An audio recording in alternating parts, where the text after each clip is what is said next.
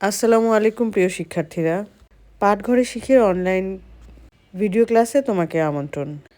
আজকে আমরা আমার বাংলা বই পঞ্চম শ্রেণীর তিতুমিরের গল্প পড়ব। তিতুমিরের গল্পটি পাঠ 2-এ আছে। তিতুমির ছিলেন ব্রিটিশ বিরোধী আন্দোলনের একজন অন্যতম বীর সেনানী ও বিপ্লবী নেতা। তার আসল নাম সৈয়দ মীর নিসার আলী। জীবনকাল মাত্র 49 বছর বয়সে তার জীবন অবসান হয়। পাঠ শুরু করা। পাঠ 2। তিতুমির। 1782 সাল হায়দারপুর গ্রামে জন্ম হলো এক শিশুর। এ ছেলে সৈয়দ বংশের নাম রাখবে।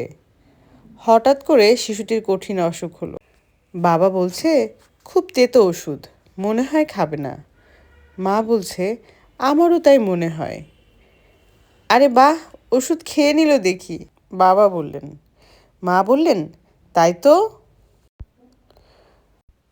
10-12 দিন পর তেতো ওষুধ ওর এত প্রিয়, আজ থেকে ওর নাম রাখলাম তিতু, তিতুমির। বাবা বলল। তিতুমির পড়তো গ্রামের মাদ্রাসায়। তিতুমির একদিন বলছিল দেশের মানুষের জন্য কিছু করা দরকার। মাদ্রাসার গুরুজন বললেন, ঠিক বলেছ তিতুমির, তোমার মনটা সত্যিই অনেক বড়।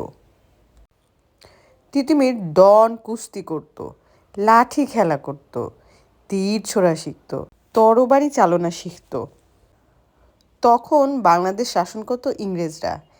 এই দেশের টাকায় আমরা ধনী হইবে। অন্যদিকে ছিল জমিদারের অত্যাচার। জমিদার বলতো, খাজনা দিবি না, চাপকে পিঠের চামড়া তুলে নেব। তখন গরিব কৃষক বলতো, হুজুর আমি গরিব মানুষ, গত বছর বানের জলে ধান ভেসে গেছে। তিতুমির স্বাধীনতার কথা বললেন, অন্যায়ের বিরুদ্ধে কথা বললেন। তখন ইংরেজরা বলল, তিতুমির বড্ড অসুবিধা করিতেছে। আর জমিদার বলল, না, তিতুমিরকে নিয়ে পারা যাচ্ছে না, ওকে শায়েস্তা করতে হবে। তিতুমির গ্রাম ছেড়ে নারিকেল বাড়িয়ায় গেলেন। সেখানে প্রতিরোধ গড়ে তুললেন। বললেন, আমাদের লড়াই করতে হবে, আমরা খাজনা দেব না, সব জমি আমাদের, দেশ থেকে ইংরেজ তাড়াবো আমরা। কৃষক জনতা বললেন, এই দেশ আমাদের, এই জমি আমাদের। তিতুমির বাঁশের কেল্লা বানিয়ে সেখানে তরুণদের প্রশিক্ষণ দিতে লাগলেন।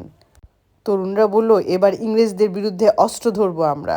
ম্যাজিস্ট্রেট আলেকজান্ডারকে পাঠানো হলো তিতুমিরকে দমন করার জন্য, কিন্তু তিনি সৈন্য নিয়ে পালিয়ে গেলেন। তিতুমিরের সৈন্যরা বলল, ধর ধর ধর, আর ব্রিটিশরা বলল, পালাও পালাও, ওরা আমাদের মারিয়া ফেলিবে। তিতুমিরের কথা, চাষিদের নীল চাষে বাধ্য করা যাবে না। তিতুমির কয়েকটা নীলকুঠি দখল করে নিলেন। 1831 সাল লর্ড বেন্টিক বিশাল সেনাবহর পাঠালেন তিতুমিরকে শায়েস্তা করার জন্য। ইংরেজ বলল, কামানের সামনে দাঁড়িয়ে ওরা পারিবে না। তখনও ভোরের আলো ফোটেনি। ইংরেজরা বাঁশের কেল্লায় হামলা চালালো। তিতুমির বজ্রকণ্ঠে বলে চলল, লড়ে যাও, দেশের জন্য লড়ে যাও। হঠাৎ একটা গুলি লাগলো তিতুমিরের বুকে। বাঁশের কেল্লাতেই প্রাণ গেল তার। মৃত্যুর সময়ও বলল, একদিন এদেশ ঠিক স্বাধীন হবে। তিতুমিরের অনেক সঙ্গীকে বন্দি করা হলো। তারা বলতে লাগলো, তিতুমির নেই, কিন্তু আমরা আছি। তিতুমির ছিলেন সাহসিকতা ও দেশপ্রেমের প্রতীক। তার এই আত্মত্যাগ ভারতীয় উপমহাদেশের স্বাধীনতা আন্দোলনে চিরস্মরণীয় হয়ে আছে। এই ছিল তিতুমিরের গল্প। পরের ভিডিওতে আমরা অনুশীলনী নিয়ে আলোচনা করব। ভালো থেকো ও পাঠঘরে শিখির সাথেই থেকো। ধন্যবাদ।